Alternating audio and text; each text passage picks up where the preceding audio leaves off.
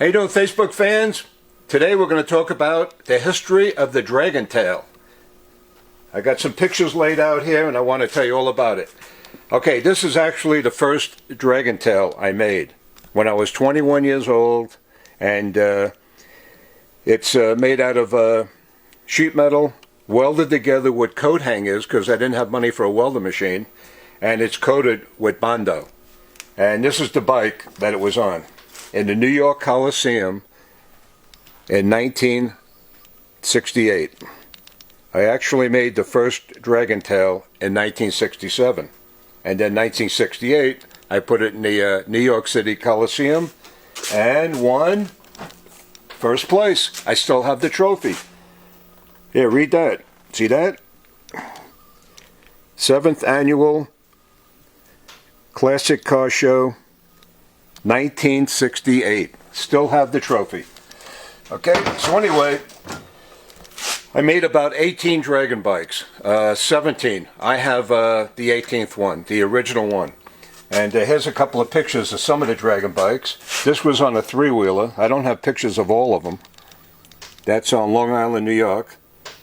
That was Steve. I made him a 3-wheeler dragon tail. Okay, this guy here from Denver, Peter Tattoo. That was made on a Sportster. Okay, Eric Wagamuth. See that?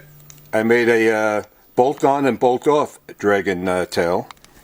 And this one here is on a Sportster. See, all different shapes. No dragon tails are the same. Okay, see, they were all welded together with 3/16 gauge sheet metal and welded together back then with coat hangers. Okay, here's another one on a Sportster. This was from a guy in Inwood, Long Island. These dragon tails are all over the country. Okay, that's me on a dragon tail with a 2-inch rake. And that's out in the Hamptons. Okay, and this is the one I have now. This is one of the original dragon bikes. I didn't put the head on until about 10 years later and hooked up a flamethrower. It pulls great wheelies. That's actually a skid plate underneath. My record wheel stand is about 1.5 blocks to 2 blocks long. Okay, this dragon tail here, see that? This is Gibson, New York, near Valley Stream. And I made this dragon bike out of this bike. See that? This bike was a panhead and turned into I put a shovel head top end on it.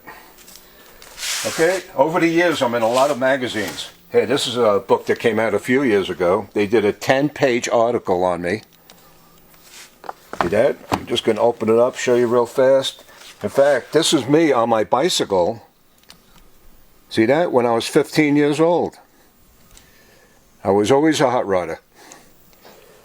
So anyway, this goes on and on for 10 pages.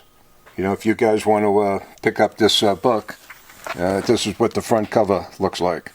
This is a guy in New York made this book. All the New Yorkers back then in the 60s and 70s growing up. Look at all the magazines I'm in over the years. From the 1970 right through the 90s, I've been in all kinds of chopper magazines. I'll show you real fast. This is the upstate runs I used to have, the Monticello. See, it says Running with the Dragon. We used to camp out. Okay, Street Chopper magazine. My double engine bike. See that? Turbocharged. See, I made the centerfold too. Yeah, they did a 6-page article. Yeah, over the years I kept all these magazines. Yeah, another chopper magazine. See, Running with the Dragon, upstate New York. Every year we used to have a big bike run going to Monticello. Okay, this is my shop in Belmore on Merrick Road. That's my two brothers, Mike and Jay, next to me. And let's see. Here we go. Dragon bike on the front page. Bikers are people. See, they did like a 4-page article on the Dragon bike. It goes on and on and on. This is my first double engine bike. See that? That was around 1970. Here's my first shop on Route 110 in Amityville. See that? Metal Cycle Shop. That's where it all started. Over here, I put Ray J turbochargers on my double engine bike. That really boosted it up. This is my third double engine bike I built. It went to France Harley Davidson in Paris. And this is a picture from Easy Rider magazine. I think it was 1992.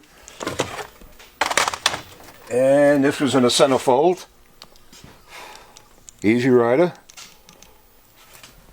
And this is me driving around Colorado Springs on Platte Avenue.